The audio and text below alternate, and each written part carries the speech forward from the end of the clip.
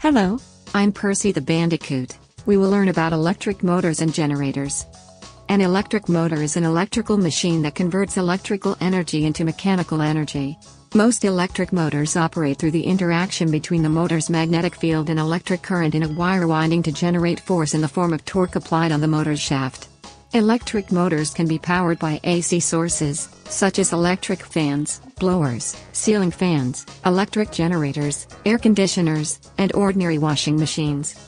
Also, electric motors can also be powered by DC sources, such as batteries, computer hardwares, rectifiers, motor vehicles.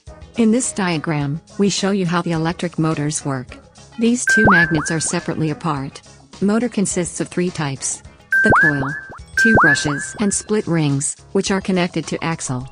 If it is AC source, the part of rotor, made of metal, which can be rotated in both directions. On the other hand, if it is DC source, then we use a battery. The coil lets you rotate in this direction. If you'd like to reverse this direction, then the battery has to be flipped another direction. The major disadvantages with the electric motor is, if an electric motor operates at too high a voltage, excess current flowing through the windings can cause them to become hot and burn out. On the other hand, we'll talk about electric generator. A generator is a device that converts motive power into electrical power for use in an external circuit. Sources of mechanical energy include steam turbines, gas turbines, water turbines, internal combustion engines, wind turbines, and even hand cranks. In this diagram, we can change the AC source to galvanometer instead. And we have to replace from single to double rings instead.